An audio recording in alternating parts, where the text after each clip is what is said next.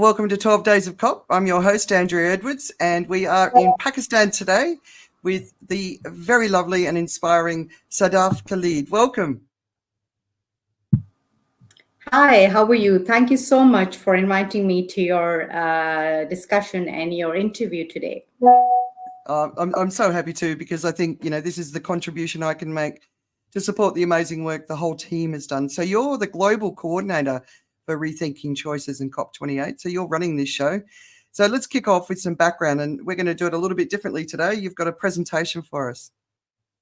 So thank you so much for inviting me today. And I'm Sadaf Khalid. I'm based in Islamabad, Pakistan. I'm the global coordinator for the It's For You campaign that we are running virtually for the COP28, which is happening from 1st to 12th December. For people who don't know what COP is, it's Conference of the Parties. It's environment conference, which happens every year in different countries. And this year, it's happening in Dubai, UAE. That's a brief professional background. So basically, I'm from the tourism and hospitality industry from Pakistan. I've been working in different organizations. I'm an entrepreneur business as well. I own my own resort called the Walnut Heights as well. I'm also working as a global ambassador for tourism for the Commonwealth Entrepreneurship Club in the UK as well. How I ended up in sustainability and environment, I'll share my story later, but I worked as the CEO for this SDGs Academy in Pakistan as well. And currently, I'm running, as I mentioned, I'm the global coordinator for It's For You campaign, which we are running. Our event is a virtual one for COP28. So now I'll come to my first participation in a COP, which happened COP26, which was in Glasgow in UK. That was a great learning experience. These are just few of my pictures that I wanted the viewers to see how interesting they've made even these from the fresh plants, because we're talking about environment and climate. That's an interesting capture that I took there while I was there. So this was the picture that I don't know why, I was just walking down the streets of Glasgow going to the green zone for my talks over there. So I saw this picture, funny picture, where some artist must have put it down, Greta Thunberg and all the leaders, and calling them the 40 Club band for climate change. This was just an interesting picture, which I thought I'll share. This was really interesting. All the leaders, it was a protest going on in George Squares in Glasgow, and I was just blogging for my online viewers for that conference. And I saw all these leaders, they've tied up to a chain and they're like crying for climate change. India is the biggest polluter. Trump was also there. So it was quite interesting to see this protest going on. I don't know whether such protests can happen, be allowed in Dubai, but that was Glasgow in UK.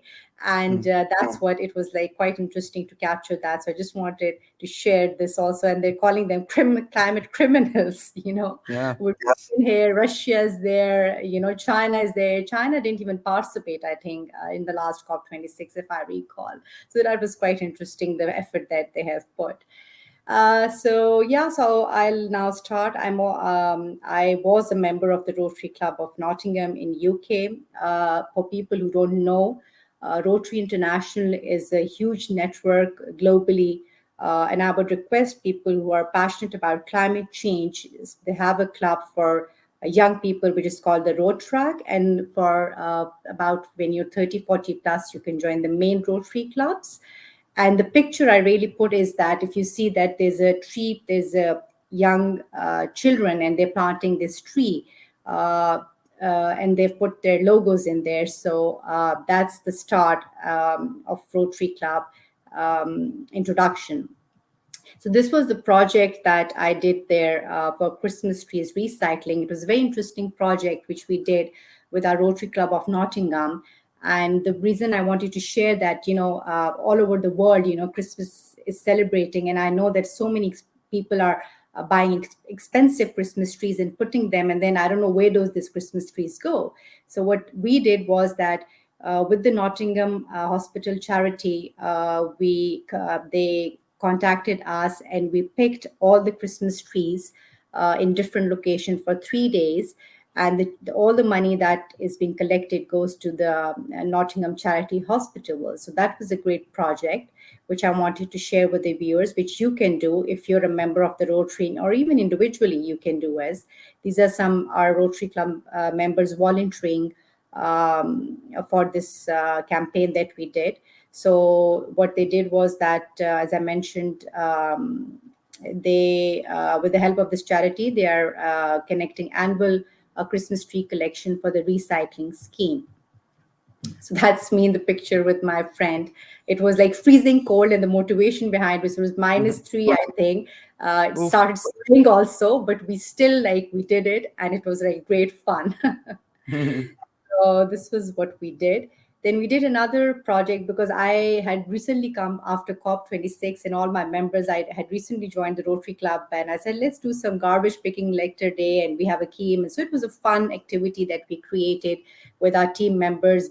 Basically, in Rotary members, they're all retired, nice professionals, and if you bring in an idea, what I'm saying is that they will support you. So this is one activity that we did around there with our Rotary Club members, and we collected garbage, and it was fun activity that we did. So I just wanted to share this as well, that if you have ideas, they'll promote you, and they will like say that, oh, let's do it. So there's Yeah, another tree. I Yeah. just wanted to add, I'm extremely impressed with Rotary Worldwide and what they're doing. There's some real momentum there, and that commitment to sustainability was about a couple of years ago when it sort of changed its sort of thinking. So yeah, so great, really awesome to see the work you've been doing. Sorry. Yeah, yeah, no, that's fine. So my presentation, I won't talk that much. It's a quick presentation, but it's just that better than talking to stay, to show people, through pictures, so that, it's more interesting. So this was a tree Absolutely. plantation project we did. I organized a Silk Road Summit during COVID, which Inger met, as you know, she was also part of it. So we took all this. So Gwadar is like from Karachi, it's like an 8 hours drive. It's the new upcoming China-Pakistan Economic Corridor project, which we call the CPAC. And I just got this idea that during the conference, why don't we just take trees and plant them there? So this was that we did some tree plantation there in Gwadar. And whenever I do some projects like tree plantation, I always like search for some interesting quotes. And I just had an idea that, you can just name he or she who plants a tree plants a hope. So that's like an interesting thing. And then when the tree grows, you can see those who planted the trees with the sign. And this quote also I really like. I always use it like, life without love is like a tree without blossoms or fruit. So these are all my friends. This is one of my friends. She came all the way from UK for this conference for Zana. She also participated in this tree plantation project. So, so now this is very close to my heart, which I wanted to share. And this was like, I was just traveling from visiting my family last year in August. And we have this resort up, as I mentioned earlier. And suddenly I was caught up in this picture that you see, massive floods. And exactly in 2010, floods came in Pakistan. A lot of destruction, a lot of infrastructure was damaged. And exactly after 10 years, this picture is from last year. And the reason that we're having these floods frequently is the massive deforestation up in these areas. The governments, they're not interested. There's poverty. We don't have alternate energy. So it's like quite scary.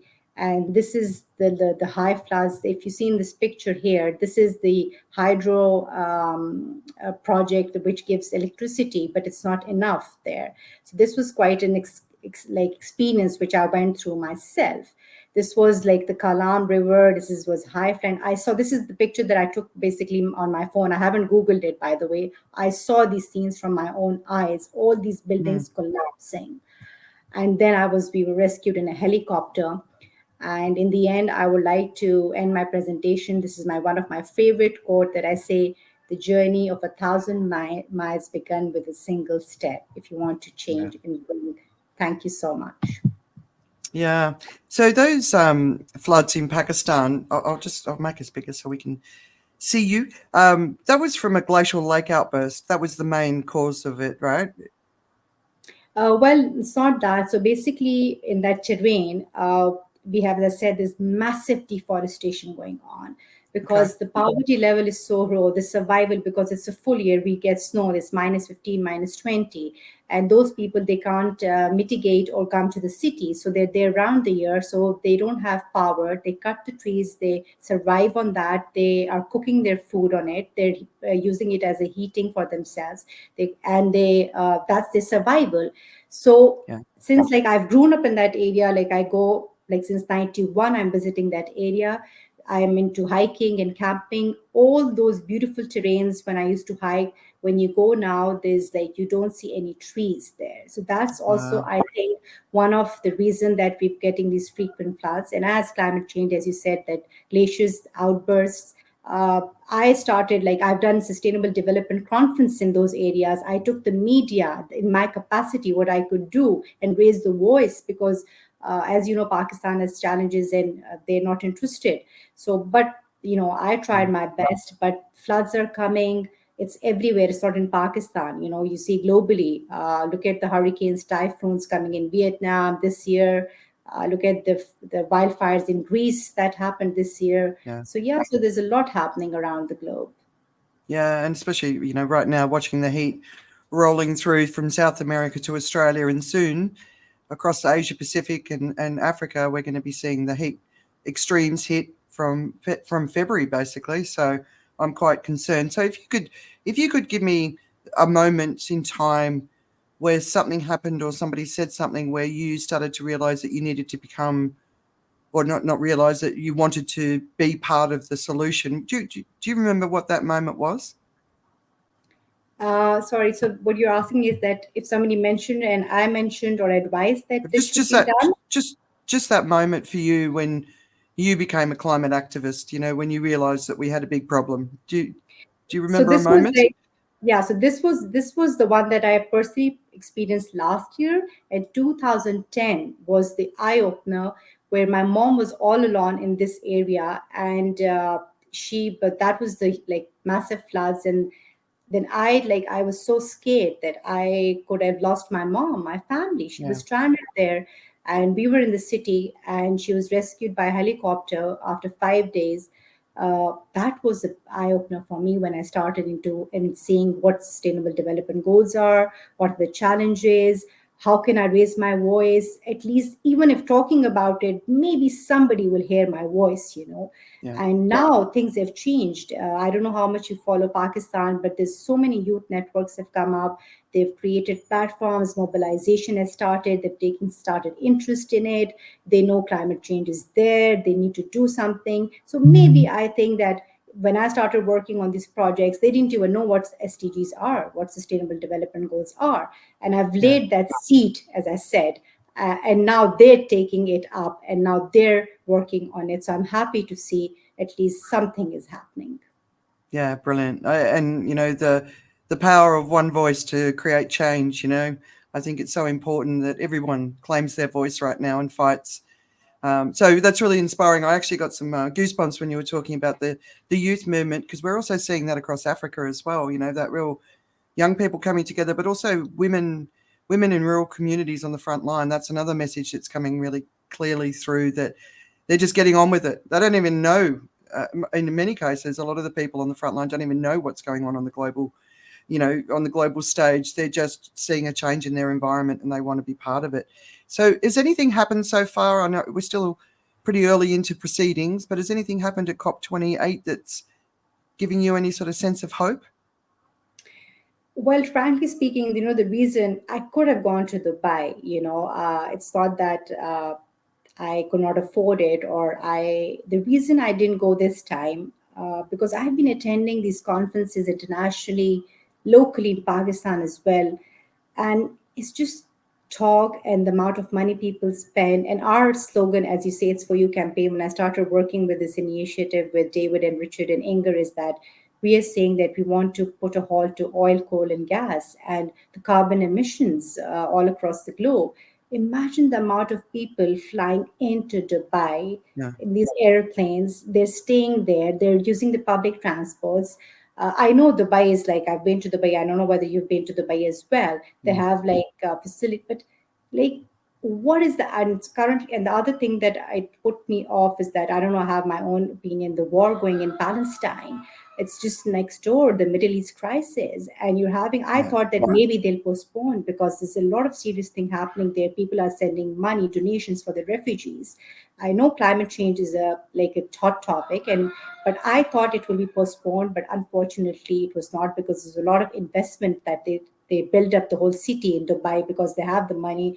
The oil Yeah. guy is there. I don't want to name him, but so far that I've followed, there are kind of a lot of people have not participated in Dubai because of the Middle East crisis. A lot of my friends, they did go, and secondly, the Talking Charles had a great opening. I saw.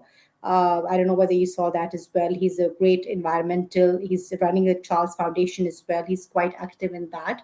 A lot of leaders are coming together talking about. I mean, they talk about climate change, but in the end, as I said, that what happened after Paris Climate Agreement? We've seen that. Mm. I mean, the thing is that the decision makers are there. They go, they take pictures. They're there. But what happens when they go back after the COP? That's my question. What is Yeah. China doing? What is India doing? Recently there was a conference at the G20 in India.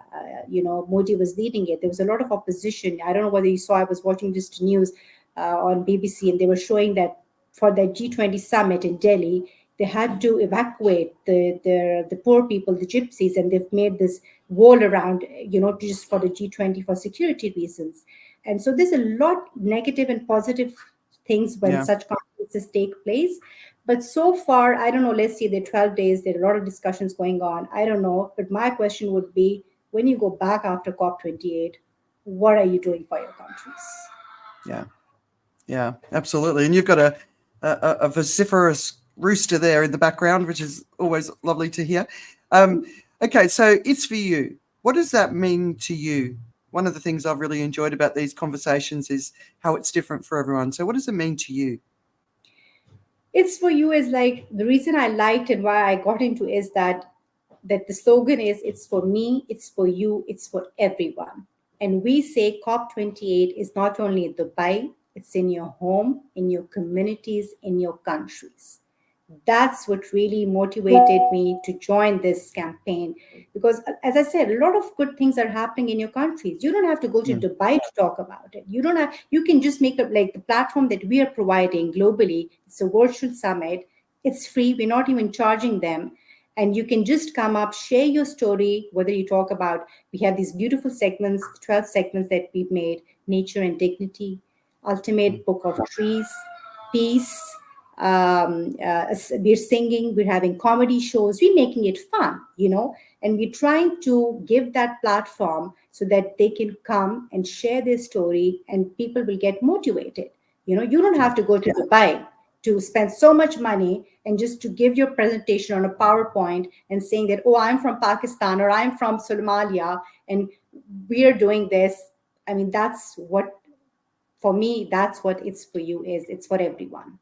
Yeah, beautiful. I love it. All right. So, your community, to get them involved, what can they do? I've got the sign up link here and I'll put all the contact and social media in the show notes. But what are you encouraging people around the world to do?